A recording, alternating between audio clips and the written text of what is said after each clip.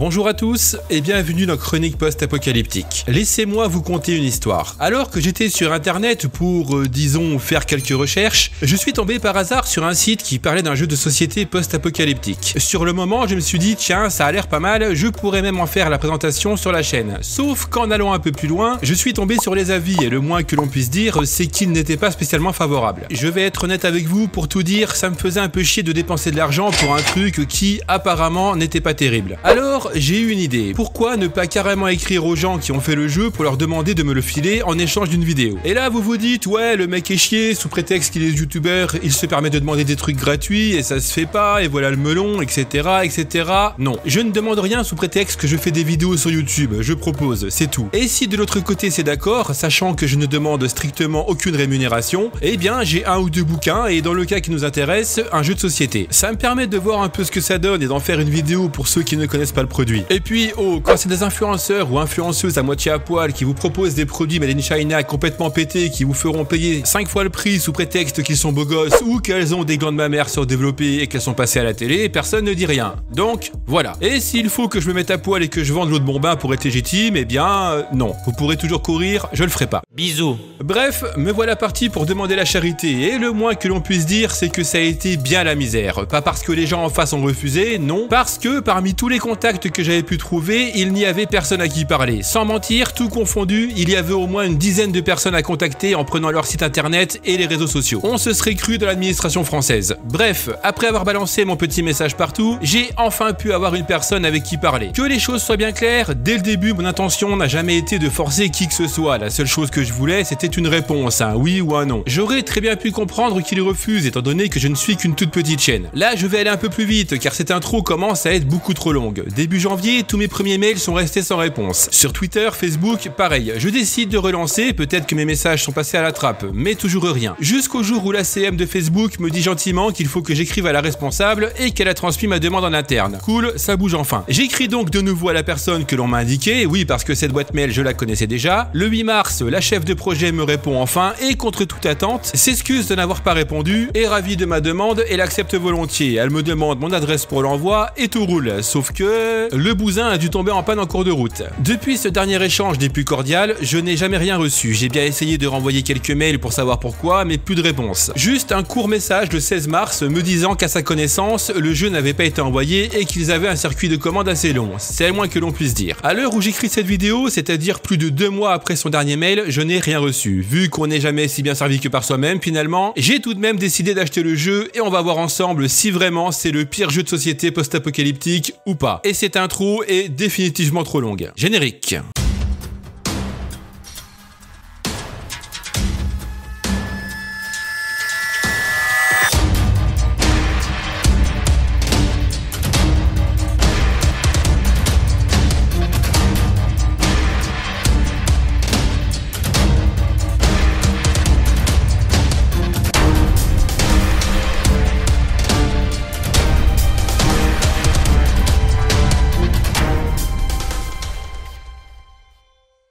Pour tester ce jeu dans les meilleures conditions possibles, j'ai réuni une équipe de choc. Non, en fait, j'ai été obligé de demander, voire d'exiger de ma famille de tester le jeu avec moi. Oui, parce que chez moi, la démocratie, on se torche avec. C'est une monarchie dictatoriale pyramidale dont je suis le chef à contester et dont seule ma femme a le pouvoir. Pour info, le jeu se joue jusqu'à 4 personnes à partir de 14 ans. Dans mon équipe, j'avais donc ma fille aînée, 14 ans, détestant toute forme de jeu de société et mauvaise joueuse dans l'âme, ma Benjamine, 12 ans, aimant toute forme de jeu dès lors qu'on passe un peu de temps en famille, regrettant que sa sœur soit aussi mauvaise perdante et qu'elle n'aime pas jouer. Le troisième membre de cette équipe sera ma chère et tendre, qui déteste les jeux de société et qui n'est pas attirée plus que ça par le post-apo, mais qui se sacrifie pour la bonne cause et retiendra longtemps ce moment où elle a donné de son temps pour me faire plaisir. Et enfin, votre serviteur, prêt à en découdre. Bon, ça parle de quoi finalement? Survival, le jeu dont vous êtes le héros, est un jeu de Colin Pigna, Simon Gabillo et illustré par William Bonnetal. Il est paru aux éditions Solar qui, visiblement, serait plus spécialisé dans le sport, la bouffe et les influenceuses que dans le post-apo. Vendu aux alentours de 15 €, il est trouvable dans la majorité des points de vente sur internet. L'histoire du jeu est la suivante. Sur notre planète, le climat s'est salement déréglé. À 18h40, ce jour-là, tout s'effondre. Il va vous falloir survivre dans une histoire où vous pourrez bien devenir des héros. Bienvenue dans Survival. Accompagnez la famille Wang qui se débat lors d'un terrible cataclysme écologique qui pourrait bien être le dernier que nous ayons à connaître. Vivez cet épisode catastrophe avec Mohamed le père de famille, Marie la mère, Sophia leur petite fille et John le frère de Marie. On ne va pas se mentir, sur le papier ça fait clairement envie. Le but du jeu est donc de survivre et qui plus est en famille. Niveau contenu, on a dans la boîte de jeu uniquement des cartes. Ici, pas d'aléatoire, pas de jet de dés, pas de plateau, uniquement une histoire avec 3 types de cartes qui formeront sur la table de jeu votre itinéraire avec vos doutes et vos arguments pour convaincre tous les joueurs d'aller vers une même décision. Le jeu contient 160 cartes, dont 8 cartes tutoriels avec les règles du jeu, 4 cartes personnages, 118 cartes histoire qui présentent les situations et les choix qui vous permettent de progresser dans votre aventure, et 30 cartes clés qui seront en quelque sorte des bonus et des malus. Pour jouer, ce n'est pas spécialement compliqué, on pose une carte, on la lit, on choisit une action à faire, qui nous fait poser une nouvelle carte et ainsi de suite jusqu'à ce que vous mouriez ou que vous arriviez à la fin. Certaines actions sont dites obligatoires tandis que d'autres sont un peu plus optionnelles, tout du moins en théorie. Tout ça c'est bien beau, on nous vend un jeu de société post-apo, on nous promet de passer un bon moment, tout le monde il est content, tout le monde il est beau, tout le monde se lèche l'oreille, bref tout va bien dans le meilleur des mondes. Déjà au départ ce qui me fait tiquer c'est que le jeu a un peu trop les codes d'un jeu de société. Vu de l'extérieur vous vous attendez à avoir un jeu de société entre les mains, sauf que ce n'est pas le cas. C'est un jeu de rôle, ni plus ni moins, et le problème c'est que la différence entre les deux est assez conséquente, ce n'est pas tout le monde qui aime cette activité. Ceci dit, le titre est relativement assez explicite, Survival, le jeu dont vous êtes les héros, seulement sur la boîte, nulle part il est indiqué qu'il s'agit d'un jeu de rôle. Ce jeu se veut être une version table des célèbres livres dont vous êtes le héros, vous savez ces livres des années 80, dont le principe était simple, progresser dans la lecture en fonction des différents choix qui s'offraient à vous et des résultats de nos actions sur l'histoire. Ici c'est la même, mais avec des cartes et en beaucoup moins passionnant. Maintenant que l'on sait à quoi on a affaire, rentrons un peu plus dans le vif du sujet. Et ici, rien qu'ici, on récolte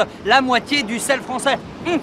Et il est bon, hein. Graphiquement, l'illustration de la boîte n'est pas trop mal, les personnages sont bien dessinés et le fond fait post-apo, ça fait le café comme on dit. Mais justement, personnellement, ça me dérange un peu, ce genre de personnage, de fond, c'est du déjà vu, c'est un style qui est repris partout et pour tout vous dire, la première fois que j'ai vu le visuel du couvercle, ça m'a tout de suite fait penser aux jeux The Last of Us. Alors certes, ils ont été obligés de prendre certains codes du genre, mais vous verrez par la suite que graphiquement, on cède beaucoup à la facilité avec ce jeu. Niveau packaging, là encore, je me suis interrogé. C'est un jeu de cartes, pourquoi avoir fait une boîte aussi grande qui pour le coup n'est pas spécialement pratique? Pourquoi ne pas avoir fait une boîte à la taille des cartes qui serait selon moi bien plus attrayant et qui rappellerait encore plus le principe des livres dont vous êtes le héros? Du côté des cartes, là encore la déception est présente. Le seul point positif finalement c'est le format. C'est agréable à manipuler, pareil pour lire les textes, mais ça s'arrête là. Il y a peu d'illustrations hormis les cartes de fin. Les personnages dont on remarque qu'ils ne se sont pas cassés le cul, ils ont juste repris des morceaux du couvercle de la boîte et quelques cartes de lieu avec le même type de dessin. Les cartes de bonus et de malus sont des illustrations basiques, un peu comme des pictos. Bon là je chipote, ce genre de carte en fin de compte ça ne demande pas d'être spécialement travaillé. Mais graphiquement parlant, ça ne casse pas 3 pattes à un canard, bien au contraire, ça sent l'économie d'argent à planer. Les pattes de canard. Les cartes en elles-mêmes, qui sont finalement les objets les plus importants de ce jeu, ont un aspect un peu cheap. Certes, elles sont de grande taille, et encore heureux, mais il y a ce je ne sais quoi de pas cher lorsqu'on les tient entre les mains. Pour moi, le papier utilisé n'est pas assez épais, ça reste des bouts de carton fin, dont les bords ne sont pas spécialement bien coupés. Limite, avec une bonne imprimante, on peut faire la même chez soi, c'est là encore un peu décevant. Parmi les types de cartes mis à notre disposition, on a les 4 cartes personnages. L'histoire nous dit que l'on incarne une famille de 4 personnes, le père, la mère, la fille et le frère de la mère. Alors, déjà, qu'est-ce que fout le frère ici? Quel est l'intérêt? Pourquoi ne pas être parti sur une famille un peu plus classique de 2 parents et leurs enfants, typiquement un grand frère et une petite sœur ou bien l'inverse? La famille se nomme Wang, d'accord, aucun souci. C'est un nom à consonance asiatique. On m'explique pourquoi le père s'appelle Mohamed et pourquoi tout le reste de la famille a des prénoms typés américains alors que le jeu est français. Il y aurait peut-être fallu retravailler un poil la cohérence du machin. Sur les cartes personnages, on a droit également à une petite histoire, un texte qui résume un peu qui est la personne que l'on est censé incarner. Et là, encore une fois, on voit bien qu'il y a eu très peu de travail fait en amont, c'est full le cliché du début à la fin. Le père est un intellectuel trouillard qui aime profondément sa femme et sa fille, mais qui a peur de son beau-frère. La mère est sportive, déterminée, médecin urgentiste, ne craint rien ni personne, est colérique, bref, c'est une guerrière. La fille de 8 ans est un petit ange, toute sage, toute mignonne et toute fragile, elle est curieuse, elle a pas d'amis, mais elle a un doudou qu'elle ne quitte jamais. Et enfin, le frère de la mère, lui, est un ex-soldat qui est revenu de la guerre avec des traumatismes sévères, il est bourrin, violent, sauf bien évidemment avec sa nièce qu'il adore. Non mais sérieusement, ça ne vous rappelle pas la majorité des séries pas chères que l'on peut voir à la télé? Concernant le jeu en lui-même, c'est comment dire,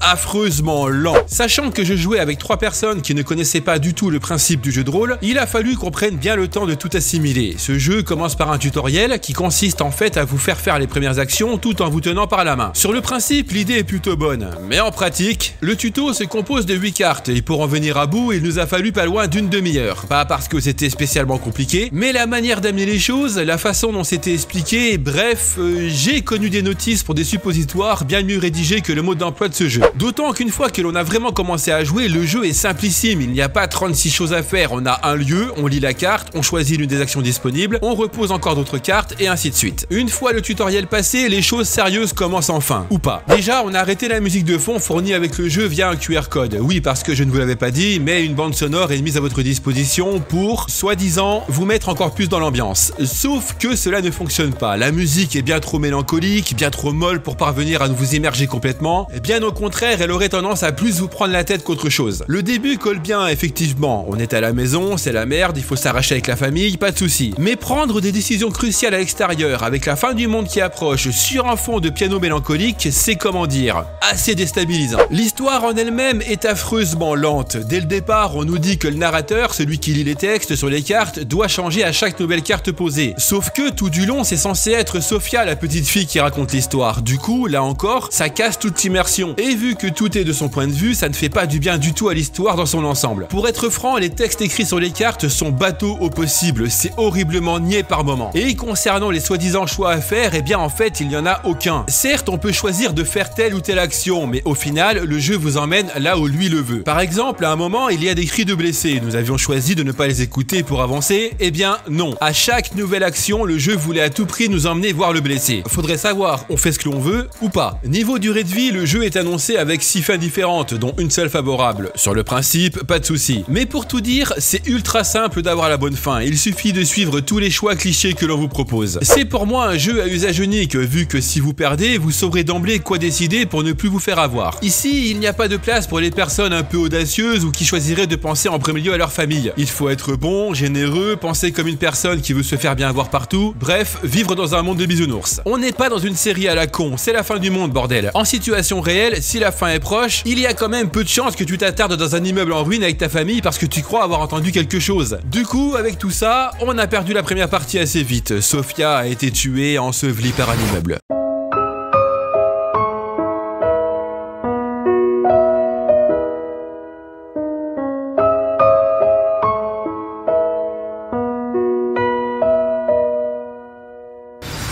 Mais là encore, ça ne colle pas vraiment. Certes, la perte d'un des membres de la famille est tragique, mais et les autres? Ils restent là comme des cons à attendre la fin du monde? Ils ne vont pas tenter de sauver malgré tout leur cul? Dans certaines séries, ça se fait, mais ici, non. Et c'est bien dommage, ça donnerait encore plus de profondeur à cette histoire, de réalisme, ce dont manque cruellement ce jeu finalement. Avec une vraie catastrophe, tu n'as pas forcément le temps de réfléchir comme ça. Ce jeu, du début à la fin, est une série de clichés qui te poussent à faire des choix bien sous tout rapport dans un monde loin, très loin d'être réaliste. Et en fin de compte, vous n'avez pour ainsi dire pas de choix. Les textes dans leur ensemble sont mous, creux, et le fait que ce soit une gamine de 8 ans qui parle explique en partie que l'on aurait tendance à sévèrement se faire chier tout du long. Graphiquement, on ne va pas se mentir, ce n'est pas transcendant, c'est vraiment simpliste, et on a l'impression que tout le budget a été balancé dans la boîte et les personnages. La musique de fond n'est pas spécialement adaptée pour être écoutée tout du long non plus, et pour faire court, ce jeu n'est pas ce que l'on pourrait appeler une réussite. Pourtant, l'idée de base était bonne, et le concept très original et attrayant. Le côté jeu de cartes, jeu de rôle, l'idée de la catastrophe, les bonus-malus, la façon de faire, à la manière des livres dont vous êtes le héros, une ambiance sonore à disposition, la famille, le post-apo, il y avait tout pour passer un bon moment. Peut-être aurait-il fallu mieux travailler le sujet, l'histoire, ne pas prendre le point de vue de la fillette pour la narration et surtout, travailler ce système des choix en prenant en compte que quand c'est la merde, eh bien c'est la merde. Comme vous vous en doutez, je ne recommande pas spécialement l'achat de ce jeu. Pour moi, c'est un jeu à usage unique et très franchement, on a lutté pour aller au bout de ce test. C'était long, très long.